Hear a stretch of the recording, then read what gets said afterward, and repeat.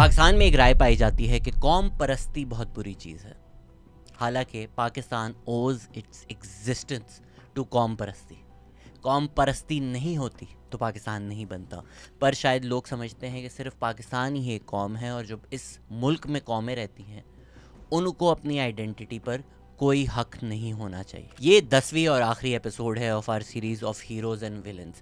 इस सीरीज़ का मकसद बिल्कुल ये नहीं था कि आपको बताया जाए कौन आपका हीरो है कौन आपका विलन है, बल्कि यही तो बाइफर्केशन तोड़ने की कोशिश की गई है इस सीरीज़ में कि तारीख़ में, पाकिस्तान स्टडीज़ में जो आपको बताए गए हैं कि हीरोज़ हैं, इनफेलेबल हैं, और जो बताए गए हैं आपके विलन्स हैं जिसकी वजह से आपने उनका सच कभी नहीं जाना, ना उनकी आवाज़ सुनने की कोशिश की, इस बाइनरी से आपको बाहर निकाला जाए और पाकिस्तान की तारीख़ के कुछ हक़ाइक़ आपके सामने पेश किए जाएं। तो इस आखिरी एपिसोड में भी आपके लिए हम ऐसा गद्दार पेश करेंगे जो आपकी नज़र में या आपको बताया गया है कि पाकिस्तान का दुश्मन है, पाकिस्तान तोड़ना चाहता था, असल में वो क्या कहता था ये शायद कभी आपको बताया नहीं गया हो। पाकिस्तान का पहला पॉलिटिकल प्रिजनर ग़ुलाम मुर्तज़ा सैयद, GM सैयद, एक शख्स जो नेल्सन मंडेला से भी ज़्यादा जेल में रहा। वो 30 साल जेल में थे। एक शख्स जो आपको बताया गया गद्दार है, एंटी पाकिस्तान है। हालांकि सच ये है कि उनको फाउंडिंग फादर का रुतबा देना चाहिए पाकिस्तान का, क्योंकि पाकिस्तान के हक़ में जो वाहिद रेजोल्यूशन पास हुआ है वो पास करवाया है GM सैयद ने, जो कि सिंध असेंबली में 1943 में पास हुआ पाकिस्तान के हक़ में। जिस टू नेशन थ्योरी की बिना पर पाकिस्तान बना है, 1943 में सिंध असेंबली में GM सैयद ही उसको आर्टिकुलेट कर रहे थे, GM सैयद ही उसके हक़ में आर्ग्यू कर रहे थे। 17 जनवरी 1904 को GM सैयद पैदा हुए। उनके पैदा होने के 1 साल बाद ही उनके वालिद का कत्ल कर दिया गया इन अ फैमिली फ्यूड। कोई फॉर्मल एजुकेशन ना होने के बावजूद उन्होंने खुद पढ़ा और 14 साल की उम्र से ही एक्टिविज़म शुरू कर दिया। 15 साल की उम्र में वो अपने तहसील के chairman of the school board बन गए थे और उसके 10 साल बाद कराची डिस्ट्रिक्ट लोकल बोर्ड के प्रेसिडेंट बन चुके थे। 1930s में सिंध हारी कमेटी बनाई उन्होंने, जो पेजेंट्स थे सिंध के, उनके हक़ के लिए आवाज़ उठाई और फिर खिलाफत मूवमेंट का भी हिस्सा बने। उस वक्त के कई मायनाज मशहूर सिंध एक्टिविस्ट के साथ मिलकर सिंध को बॉम्बे प्रेसिडेंसी से अलग करने की उन्होंने जिद्दोजहद चलाई। जब 1936 में वो कामयाब हो गए इसमें, तो 1937 में वो सिंध लेजिस्लेटिव असेंबली में इलेक्ट हो गए और उसके अगले ही साल 1938 में उन्होंने मुस्लिम लीग ज्वाइन कर ली। सिंध को अनेक्स करने के बाद ब्रिटिश क्योंकि शायद बॉम्बे से रूल करते थे, बॉम्बे प्रेसिडेंसी से सिंध को जोड़ दिया था, तो शायद लोगों के जहन में ये ख्याल, ये तसव्वुर पैदा हो चुका है कि सिंध कभी आज़ाद नहीं था, सिंध कभी अलग नहीं था। सिंध की अगर तारीख़ है, तो सिंध की अगर शनाख्त है, वो शनाख्त है जो इस पूरे खित्ते को शनाख्त देती है। सिंध, हिंद, इंड, ये जो सारे लफ्ज़ हैं, they refer to the river Indus, Sindhu river, और यही रिवर है, यही दरिया है, यही सिंधु कल्चर है, सिंध की सकाफ़त है जो इस पूरे खित्ते को एक आइडेंटिटी देती है। जो एक हिंदू आइडेंटिटी थी वो पहले किसी मज़हब को नहीं रेफ़र करती थी, बल्कि in fact it used to refer to everybody who used to live in this region, in this Ind region, in this Sindh region. ये कोई नई शनाख्त नहीं है, ये सेंचुरीज़ ओल्ड एक शनाख्त है, एक सिंधी आइडेंटिटी है। एंड अनफॉर्चुनेटली जो पाकिस्तान स्टेट है, it saw any reassertion of any regional identity as an affront, as a threat to the Pakistani identity. वो पश्तून आइडेंटिटी हो, वो सिंधी आइडेंटिटी हो, वो बलोच आइडेंटिटी हो, उसकी कोई भी असर्शन जो है वो बगावत समझी जाती थी बाय द पाकिस्तानी स्टेट। आज थोड़ी ताज्जुब की बात है कि सिंध पाकिस्तान का वाहिद सूबा है जहाँ प्राइमरी लैंग्वेज उस सूबे की लैंग्वेज है, सिंधी है, जबकि बाकी जो हमारे सारे सूबे हैं वहाँ प्राइमरी एजुकेशन की जो ज़बान है वो उर्दू है। इंडिया में गुजरात में अगर गुजराती बोली जाए तो कोई मसला नहीं है, तमिलनाडु में तमिल अगर बोली जाए तो कोई मसला नहीं है, लेकिन सिंध में अगर सिंधी बोली जाए तो ये पाकिस्तान की स्टेट के लिए मसला है। पाकिस्तान स्टेट की एक इंसिस्टेंस रही है कि उर्दू होनी चाहिए, या शायद यही इंसिस्टेंस रही है कि सिर्फ उर्दू होनी चाहिए, उर्दू और ज़बानों की जगह होनी चाहिए। बंगाली की तो स्क्रिप्ट भी तब्दील करने की कोशिश की गई, लेकिन ये तफरीक हमेशा से इस तरह से नहीं की जाती थी। GM सैयद एक सिंधी एक्टिविस्ट थे, लेकिन वो मुस्लिम लीग के भी मेंबर थे और वो पाकिस्तान के भी फाउंडिंग फादर हैं। GM सैयद पर्शियन भी बोलते थे, इंग्लिश भी बोलते थे, सिंधी भी बोलते थे, उर्दू भी बोलते थे। वो 1940 में सिंध के एजुकेशन मिनिस्टर बने और 1943 में सिंध मुस्लिम लीग के प्रेसिडेंट बन गए। तो ऐसा क्या हुआ कि जिस शख्स ने पाकिस्तान बनाया, जो पाकिस्तान के हक़ में वाहिद रेजोल्यूशन आया, जो शख्स उसको लेकर आया, वही पाकिस्तान के ख़िलाफ़ हो गया। मेरी नज़र में GM सैयद ने पाकिस्तान को धोखा नहीं दिया। पाकिस्तान ने जीएम सैयद को धोखा दिया। सिंध ने बढ़ चढ़ के मुस्लिम लीग का साथ या पाकिस्तान मूवमेंट का साथ इसलिए दिया क्योंकि बॉम्बे प्रेसिडेंसी से वो आज़ादी चाहते थे। अगर एक ग़ुलामी को तब्दील करके दूसरी ग़ुलामी में ही आना था, अगर मुस्लिम लीग की प्रेसिडेंसी के अंडर रहना था, तो फिर तो आज़ादी की जद्दोजहद जो की सिंध ने, उसका कोई मकसद नहीं बनता था। If you are only going to replace one slavery with the other, the whole idea of the movement was independence, was sovereignty, खुद मुख्तारी मकसद था। आजकल लोग बहुत शिकायत करते हैं कि सिंध में फ्यूडलिज्म है, सिंध का सबसे बड़ा मसला फ्यूडलिज्म है। तो मेरा उनसे बहुत मासूमाना सवाल होता है कि कौन ये फ्यूडल नेटवर्क जो है इसको सपोर्ट करता है, इसको जारी रखता है और इसको तोड़ने नहीं देता? कौन अवाम के ख़िलाफ़ है और फ्यूडल्स के साथ है? यही डिबेट पाकिस्तान बनते वक्त भी हुई। जीएम सैयद जो मुस्लिम लीग का हिस्सा थे वो डिसल्यूजन्ड हो गए मुस्लिम लीग की पॉलिटिक्स से, क्योंकि उन्होंने देखा कि मुस्लिम लीग ने उन्हीं फ्यूडल्स का साथ दिया। अगर आज़ादी की जद्दोजहद करनी थी तो उनकी तो राय ये थी कि आवाम को आज़ाद होना चाहिए, और ये जो फ्यूडल्स हैं, ये जो लैंडलॉर्ड्स हैं, ये जो पीर्स हैं, इनसे ही तो आज़ादी चाहिए थी। उन्होंने जब देखा कि मुस्लिम लीग आवाम के साथ नहीं खड़ी हो रही, इसी फ्यूडल नेटवर्क को यूज़ कर रही है और इसी फ्यूडल नेटवर्क को पावर में लेकर आ रही है, तो उनके और मुस्लिम लीग के रास्ते अलग हो गए। 1946 में जीएम सईद ने प्रोग्रेसिव मुस्लिम लीग बनाई। मुस्लिम लीग जो है, ऑल इंडिया मुस्लिम लीग की मैं बात कर रहा हूँ, उसका एक बयानिया था कि वो वाहिद नुमाइंदे हैं मुसलमानों की। ऐसा बिल्कुल था नहीं। मैंने अली उस्मान कासमी की किताब का अक्सर जिक्र किया है, Muslims against the Muslim league. Muslims एक डाइवर्स ग्रुप थे और एक बहुत डाइवर्सिटी ऑफ थॉट था मुसलमानों में। मुस्लिम लीग ने कहीं अपने बयानिए में ये बाइनरी बना दी थी कि अगर आप मुस्लिम लीग को वोट नहीं देते तो आप कुफ्रिस्तान को वोट दे रहे हैं। हालांकि ऐसा बिल्कुल था नहीं। 1911 में ऑल इंडिया मोमिन कॉन्फ्रेंस हुई। जो आम आदमी थे, जो पेजेंट्स थे, जो वर्कर्स थे, जो शायद वोट करने का जिन लोगों को हक भी नहीं था, उन्होंने मिलकर ये मूवमेंट चलाई जो पार्टीशन ऑफ इंडिया के अगेंस्ट थी। इसी तरह सिंध में आज़ाद मुस्लिम कॉन्फ्रेंस बनी 1929 में। ये जो सारी मूवमेंट्स हैं, they were a lot more representative of the Muslims of the subcontinent. ये मुस्लिम लीग की तनकीद ही इस बात पे करते थे कि ये सिर्फ मुस्लिम लीड्स या जो सिर्फ अशराफिया है उनको रिप्रेजेंट कर रही है। हमने आपको पिछली एपिसोड में भी बताया है कि बादशाह खान को एंटी इस्लाम लेबल किया, जबकि वो एक डिवाउट मुस्लिम थे। उनकी तंजीम का नाम ही खुदाई खिदमतगार था। इसी तरह जीएम सैयद के साथ भी किया गया। जीएम सैयद को एंटी इस्लाम लेबल करने की कोशिश की। उन्होंने बार बार ये भी लिखा कि पाकिस्तान की जो आइडियोलॉजी है वो मज़हब का इस्तेमाल करती है और लोगों को लेबल करने के लिए, गद्दार डिक्लेयर करने के लिए। हालांकि जीएम सैयद जो हैं वो अपनी मस्जिद के इमामत करते थे, इमाम थे वहाँ के। वो हर जुम्मे वहाँ पर खुतबा देते थे। इनफैक्ट एक दफ़ा कोई उनको ब्लास्फेमर समझ के मारने भी आया और उन्होंने देखा कि ये तो मगरिब की भी नमाज़ पढ़ रहे हैं, इशा की भी नमाज़ पढ़ रहे हैं, तो उसकी जो राय बनाई गई थी वो तब्दील हो गई और उसको रियलाइज़ हुआ कि ये तो एक बहुत अच्छा मुसलमान है।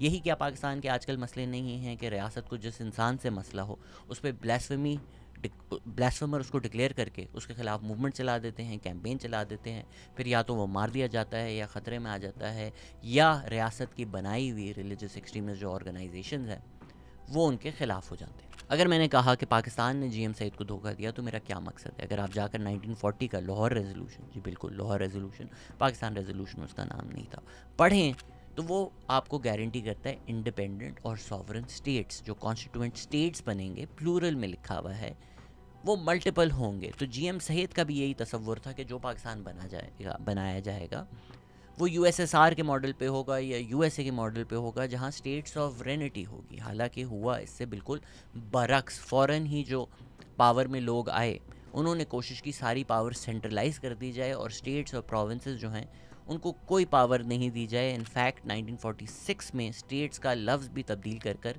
स्टेट कर दिया था। तो पाकिस्तान का जो तसव्वुर पेश किया गया, जिसकी वजह से लोग शामिल हुए इस मूवमेंट में, वही तसव्वुर बेच दिया गया, बदल दिया गया। तो जिस पाकिस्तान के हक में जीएम सईद ने मूवमेंट चलाई थी वो पाकिस्तान तो बना ही नहीं। जो पाकिस्तान बना that was obsessed with centralization. हमारी जो ब्यूरोक्रेसी और इस्टेब्लिशमेंट है वो शुरू से ही सेंट्रलाइजेशन ऑफ पावर से ऑब्सेस्ड थी। हालांकि पाकिस्तान की जो मेजॉरिटी पॉपुलेशन थी वो ईस्ट पाकिस्तान में थी, लेकिन वेस्ट पाकिस्तान की जो लीडरशिप है उसने पावर ले ली। पहले उन्होंने कोशिश की वहाँ पर उर्दू नाफिज करने की, जिसकी वजह से लैंग्वेज राइट्स हुए, लैंग्वेज मूवमेंट्स हुए, पूरे ईस्ट पाकिस्तान में प्रोटेस्ट हुए। इसी तरह सिंध में भी सिंधी ज़बान के हक़ में प्रोटेस्ट हुए। जो सबसे बड़ा हमला किया सिंध के ऊपर पाकिस्तान बनते ही, वो था कराची को सिंध से अलग करना, उसको एक फेडरल टेरिटरी बना देना। आजकल भी कई लोगों की सोच में कराची और सिंध अलग होते हैं या इन दोनों चीज़ों में वो तफरीक करते हैं, वो इस वजह से था बिकॉज़ पाकिस्तान ने सिंध को एक फेडरल टेरिटरी बनाने की कोशिश की।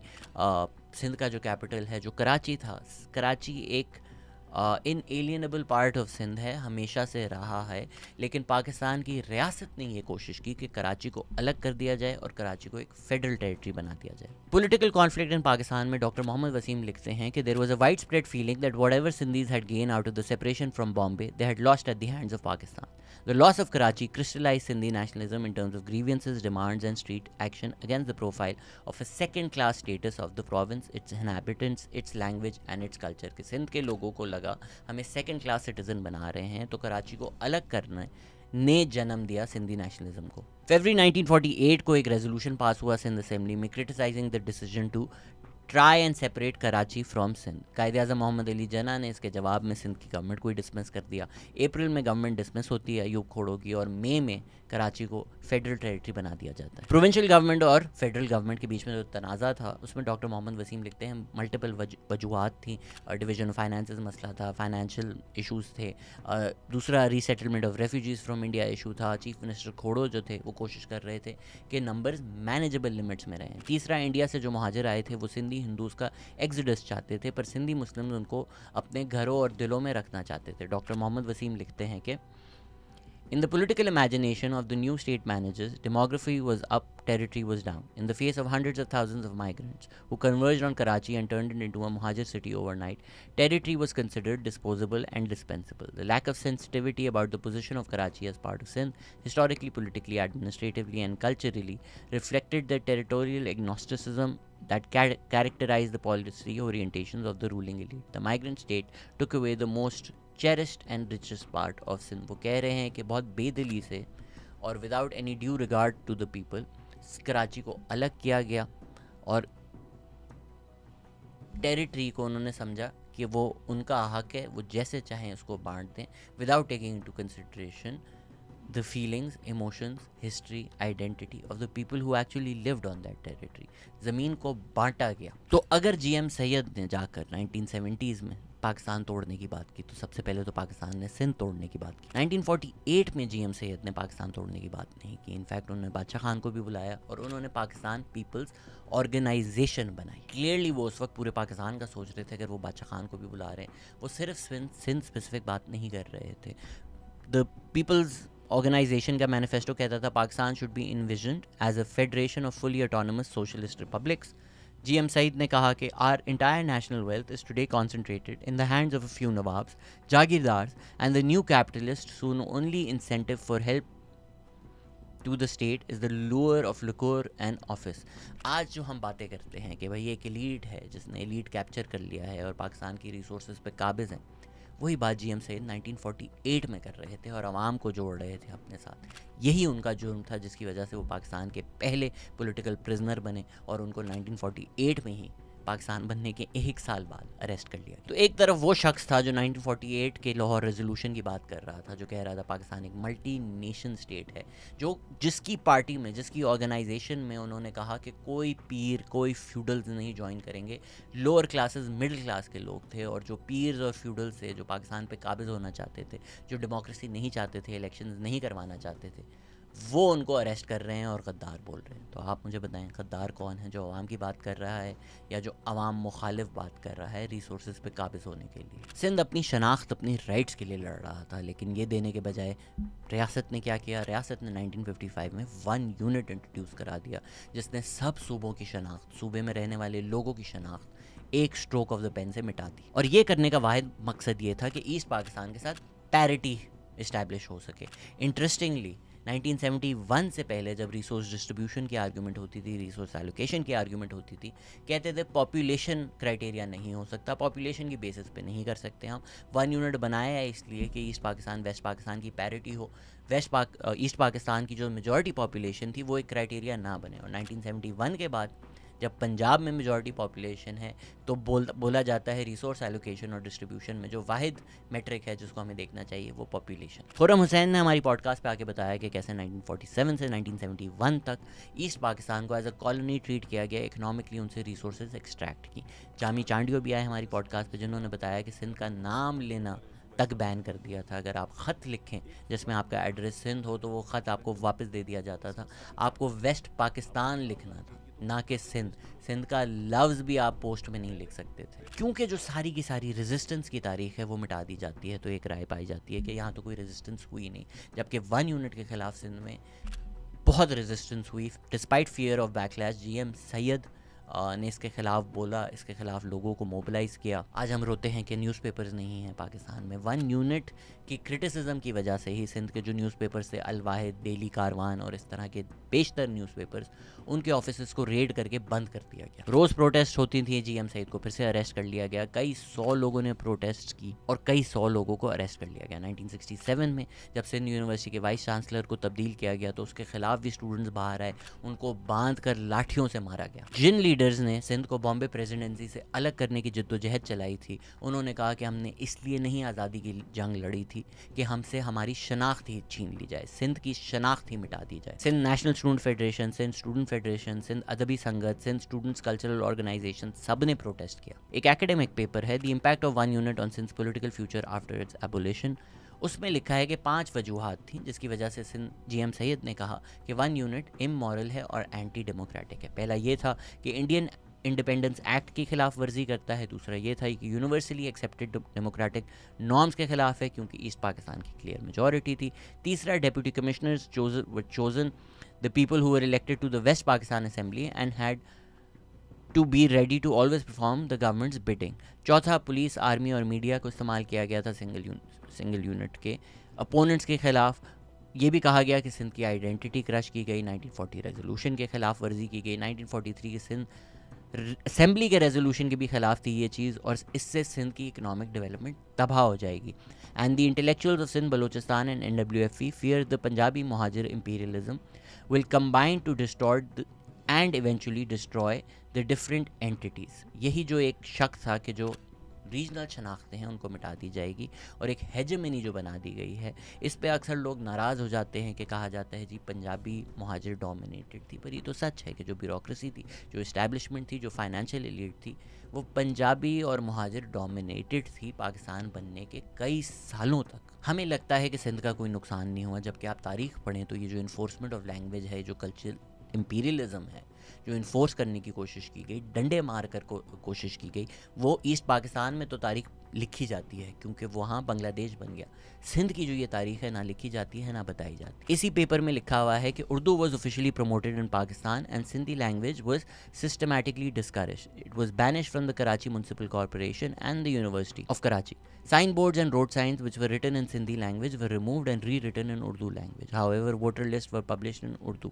The efforts to such extent were carried to vanish Sindhi language and identity that postmen were banned to deliver the courier which carries the address in Sindhi language. In West Pakistan, government decided against UNESCO's and other international organizations internationally accepted principle that till the metric class students should be given education in their mother tongues, but it provided education even to 7-year-olds Sindhi students in Urdu language. The atmosphere was created against Sindhi language that a famous and veteran educationalist of Sindh, Allama I. Qazi, was replaced as vice chancellor with non-Sindhi, and Dr. Ghulam Mustafa Shah was a very able person, director of education in Hyderabad, was transferred to Quetta. The consequences of the replacement, बहुत ये लंबा paper है, इसमें फिर जो employees हैं उसकी भी परसेंटेज बताई गई है कि भाई सेंट्रल गवर्नमेंट में 5000 एम्प्लॉयज़ थे, सिंध का उसमें कोटा 2% था।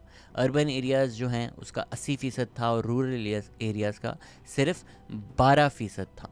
तो जो हायर पोस्ट हैं सिंध में, वो ये पेपर आपको बताता है कि वो भी पंजाबी और मुहाजिरों ने ऑक्यूपाई की हुई थी। Sindhis were under represented in the Pakistan government services and the military. As of the 1981 census, Sindhis were 11.7% of the population, but their representation in the senior ranks of civil services was a mere 3.6% in 1974, rising after reforms in the quota system to 6.8% in 1983. यही हाल बांग्लादेश का था। अगर आप number देखें, abysmal representation थी east पाकिस्तानियों की हमारी ब्यूरोक्रेसी में और हमारी आर्मी में। और फिर यही हुआ उसके बाद कि ईस्ट पाकिस्तान आज़ाद हो गया, बांग्लादेश बन गया।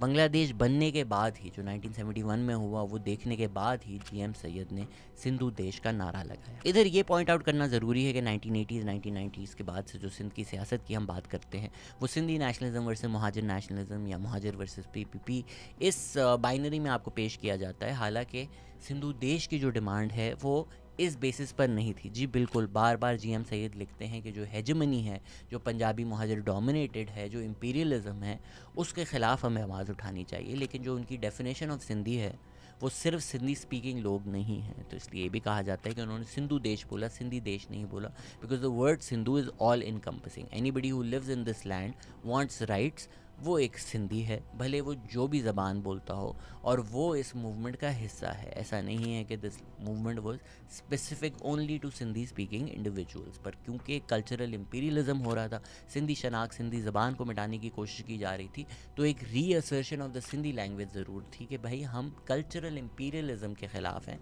ऐसा बिल्कुल नहीं था मेरी नज़र में कि वो मुहाजिरों के ख़िलाफ़ थे या पंजाबियों के ख़िलाफ़ थे। जो आज भी हमें तफरीक करने की ज़रूरत है कि नफ़रतें जो हैं वो ग्रुप्स की तरफ डायरेक्ट हो जाती हैं। हम देखते हैं कि बेचारे गरीब पंजाबी लेबरर्स बलूचिस्तान भी जाते हैं तो उनका कत्ल कर दिया जाता है, क्योंकि उनको रियासत के नुमाइंदे समझते हैं बलूचिस्तान में टेररिस्ट। ऐसा बिल्कुल है नहीं। गरीब पंजाबी भी उतना ही पिसा हुआ है, गरीब मुहाजिर भी कराची में उतना ही पिसा हुआ है, या सिंध के किसी भी और हिस्से में। जो असल लोग हैं, जो एलीट है, जिसने पाकिस्तान की सारी रिसोर्सेज पे कैप्चर किया है, वो भले वो 22 फैमिलीज़ हों, भले वो हमारी ब्यूरोक्रेसी हो, भले वो हमारी मिलिट्री हो, वो जो एक इस्टेब्लिशमेंट है, जो एक एलीट स्टेटस को है, जिसने एलीट कैप्चर कर लिया है, जिसमें और एथनिसिटीज़ के भी लोग हैं, वो प्रीडोमिनेंटली मुहाजिर और सिंधी था पाकिस्तान बनने के बाद से।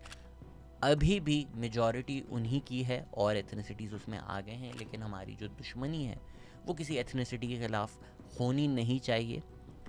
मेरी नज़र में जो सिंधु देश की डिमांड है वो भी कोई एथनोसेंट्रिक डिमांड नहीं थी कि सिर्फ सिंधियों के लिए होगा। इस तरह की बातें आपको नहीं मिलती कि भाई Sindh is only for Sindhis, मुहाजिरों को यहाँ से निकाल फेंको, ऐसी बातें नहीं हो रही थी। परवेज़ भुट्टो अक्सर मुस्लिम लीग के लीडर्स को क्रिटिसाइज़ करते हैं, स्पेसिफिकली जिन्ना को, कि उन्होंने कभी कुछ लिखा नहीं, वो बहुत बड़े इंटेलेक्चुअल नहीं थे। जीएम सईद एक बहुत बड़े इंटेलेक्चुअल थे, उन्होंने 60 से ज़्यादा किताबें लिखी। ज़ाहिर बात है एक वीडियो में हम जीएम सईद की सारी पर्सनैलिटी और उन्होंने जो जो लिखा है, जो जो किया है, वो हर बात आपको बता नहीं सकते। उनका शाह अब्दुल लतीफ़ बिठाई पे बहुत ज़्यादा काम है, that deserves its own video. उनका मिस्टिसिज्म, सूफीज़म, तसव्वुफ़, उस पर बहुत ज़्यादा काम है। जामी चांडियो भी इस पर लेक्चर्स दे चुके हैं। इंटरेस्टिंगली अब जाकर मैं ये 2025 में of heroes and villain series बना रहा हूँ। जीएम सैयद ने शुरू में ये काम कर दिया था। उन्होंने कहा था कि मोहम्मद बिन कासिम जो हैं, उन्होंने हमला किया था सिंध पे, और सिंध के जो असल हीरो हैं वो राजा दाहिर हैं। जो interestingly of heroes and villains की जो हमने ये सीरीज़ बनाई है वो शुरू हुई है मोहम्मद बिन कासिम वर्सेस राजा दाहिर पे से, और ख़त्म हुई है जीएम सैयद पर। तो प्लीज़ लोगों को सिर्फ विलन मत रिड्यूस कर दें। अगर आपकी राय में गलत किया जीएम सैयद ने सिंधु देश की डिमांड करके, ये पाकिस्तान के ख़िलाफ़ है, पाकिस्तान तोड़ने की कोशिश की, तो at least try and understand what his perspective was. 1971 में जो हुआ उस पर जिन जिन लोगों ने तनकीद की, और उस वक्त तनकीद की, मेरी नज़र में दे डिज़र्व रिस्पेक्ट, बिकॉज उन्होंने they spoke up against it at a time when it mattered. आप जीएम सईद की राय से इख्तलाफ करते हैं, आप करें, पर पढ़ तो लें कि उन्होंने सिंधु देश की जो डिमांड की है वो क्यों की। 1974 में उनकी किताब भी छपी जिसमें उन्होंने डिटेल में आउटलाइन किया है।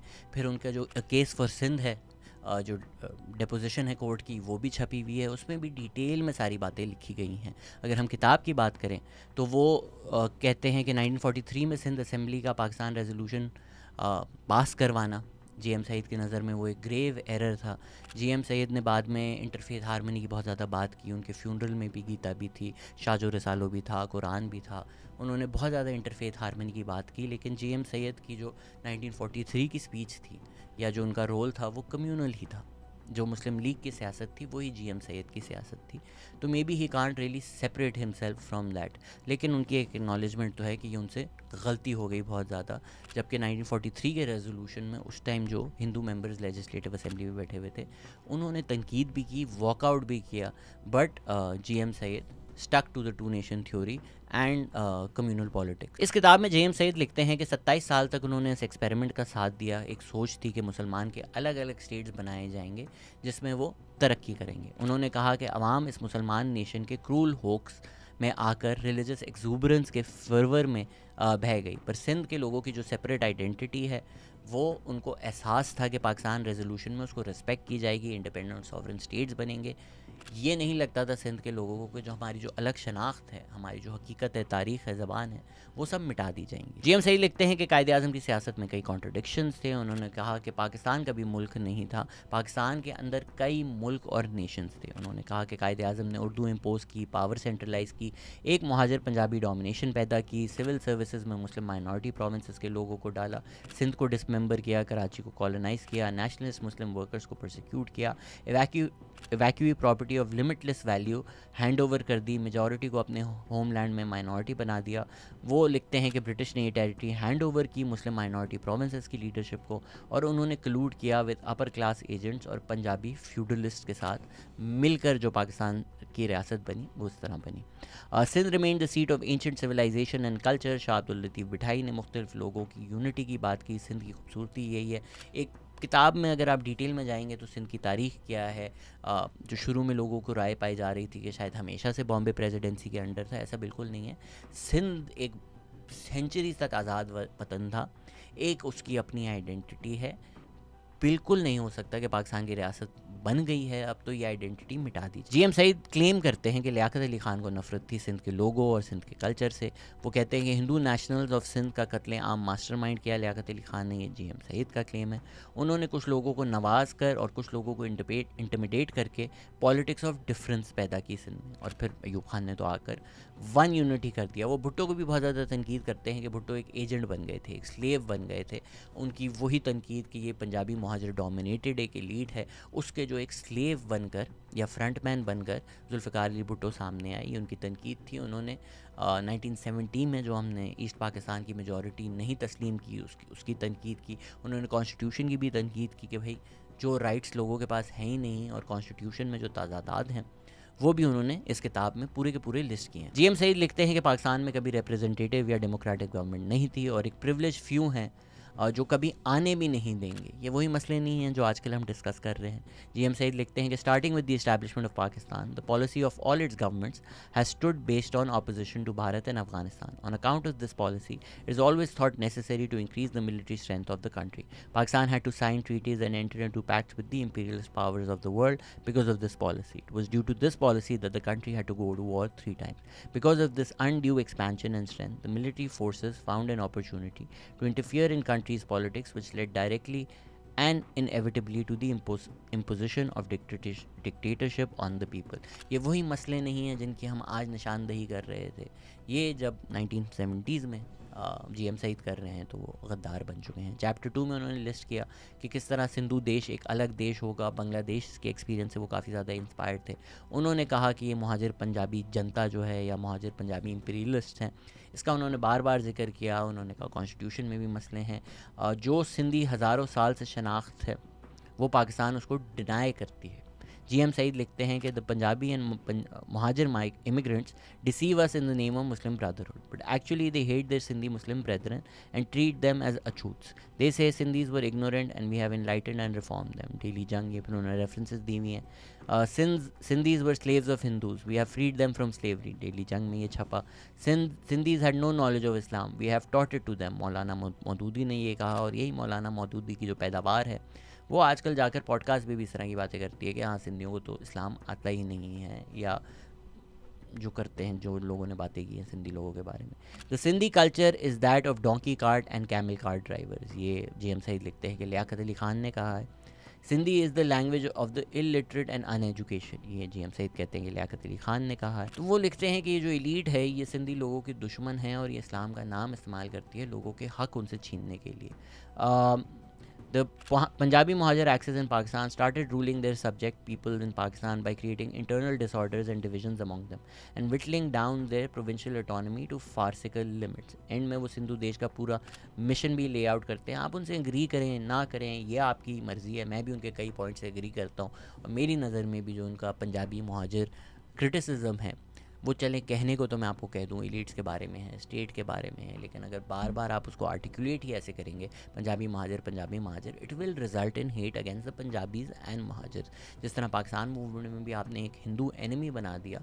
हो सकता है कि एक हिंदू एलीट हो जो पावर में हो, जिससे आपको इशू हो, बट आपने क्योंकि हिंदू मज़हब, हिंदू आइडेंटिटी को डिमोनाइज कर दिया है, तो उनके खिलाफ वायलेंस हुआ। तो जीएम सईद ने खुद तो कभी नहीं बोला वायलेंस करो, जाकर लोगों को मारो, ना उन्होंने वायलेंस का रास्ता लिया। लेकिन अगर उनकी कांस्टेंट आर्टिकुलेशन यही रहेगी कि सिंधी महाजर दुश्मन है, सिंधी महाजर डोमिनेशन है, तो उसकी वजह से लोगों में इन दो कम्युनिटीज़ के लिए नफ़रत पैदा होगी। और ये मेरे उनके काम की तनकीद। आप अगर तारीख पढ़ें तो आपको फिर पता चलेगा, या आप किताबें पढ़ें कि सिंध के साथ कितना जुल्म हुआ। 1947 से सिंध की एक रेजिस्टेंस की तारीख है, वो कराची की सेपरेशन में हो, वो 1 यूनिट हो, वो movement for restoration of democracy हो, वो हारी मूवमेंट हो, या इस वक्त पूरे सिंध में जो कनाल्स के अगेंस्ट मूवमेंट चल रही है वो हो। ये जो पूरी एक हिस्ट्री ऑफ रेजिस्टेंस है, ये आपको नहीं पढ़ाई जाती। आप अगर तारीख पढ़ें तो आपको कम से कम समझ में आएगा कि सिंध के मसले क्या थे। और अगर आप सिंध का द पाकिस्तान एक्सपीरियंस जानना चाहते हैं तो जीएम सईद की ज़िंदगी देखें कि एक शख्स जिसने बढ़ चढ़ कर स्पीचेस देकर पाकिस्तान के हक़ में रेजोल्यूशन पास करवाया, वो पाकिस्तान बनने के 30 साल बाद सिंधु देश का नारा लगाता है और पाकिस्तान को तोड़ने और पाकिस्तान से अलग होने की बात करता है। उसको दुश्मन गद्दार डिक्लेयर करने से बेहतर है कि समझने की कोशिश करें कि पाकिस्तान ने ऐसा क्या किया सिंध के साथ कि सिंध के लोग और जीएम सैयद मजबूर हो गए कि जो वादा था, जो फैज़ अहमद फैज़ साहब ने भी कहा कि ये वो शहर तो नहीं जिसकी आरजू लिए चले थे, जो वादा किया गया था, जो रेजोल्यूशन किया गया था, उसकी खिलाफ वर्जी कर कर जो एक सेंट्रलाइजेशन ऑफ पावर की गई, उसके खिलाफ सिंधु देश का नारा लगा है। एक शख्स जिसने 30 साल जेल में गुजारे, जिसने अपनी सारी ज़िंदगी सिंध के नाम कर दी, जो मेरी नज़र में पाकिस्तान के फाउंडिंग फादर्स में से एक है। In a case for Sindh, GM Saeed ने कहा, very often I am dubbed as a traitor and a persona non grata, but for the sake of Sindh and Sindh alone I have borne the worst kind of suffering and humiliation. I have referred to an independent Sindh or Sindhu Desh on numerous occasions in my disposition, and I have declared it as my life's mission. I have struggled for its establishment and in several ways and from various platforms. This does not mean I want to acquire the territory of another country in my lust for power.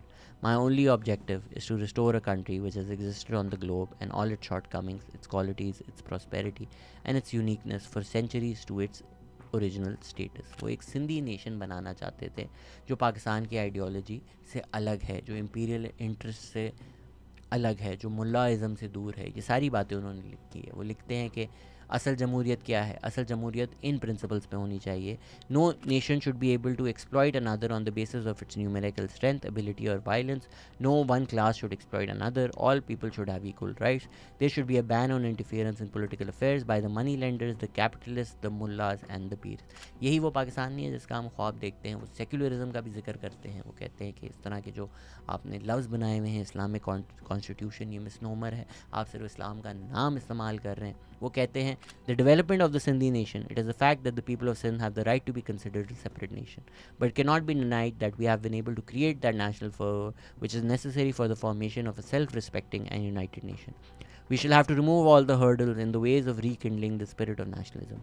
Among these hurdles are the mullahs, the peers, the vaderas, and the majority of a slavish middle class. वो कहते हैं friendship with India, Russia, Afghanistan, Iran and Arab countries should be in the interest of Sindh.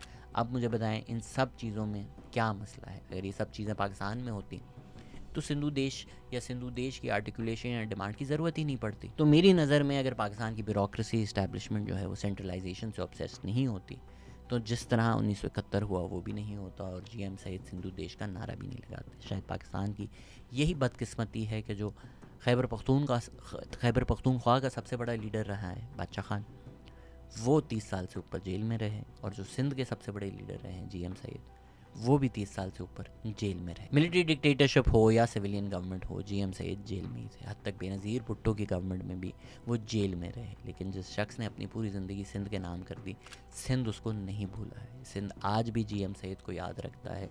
जो बदकिस्मती है कि वो बाकी पूरे पाकिस्तान में लोग उनको नहीं जानते। सिंध में तो जीएस सिंध की जो पूरी मूवमेंट है वो जीएम सैयद की ही लेगेसी है। 25 अप्रैल 1991 को जीएम सईद वफ़ात पा गए। अनफॉर्चुनेटली उनकी डेथ भी सब जेल में हुई, उस वक्त उनके घर को एक सब जेल बनाया हुआ था। आज भी उनकी सालगिरह पे लोग जमा होते हैं। इंटरेस्टिंगली पाकिस्तान की रियासत ने जिसको गद्दार बोला, जिसको मिटाने की कोशिश की, वो बादशाह खान हो या GM सैयद हो, उसको आज तक याद किया जाता है। और जिन लोगों ने बादशाह खान को जेल में डाला था या GM सैयद को जेल में डाला था, मुझे नहीं लगता कि तारीख़ उनको याद रखती है। और जिस शख्स ने अपनी सारी ज़िंदगी सिंध के नाम कर दी, जब सिंध की तारीख़ लिखी जाएगी उसका नाम नुमाया होगा और उसका नाम है GM सैयद।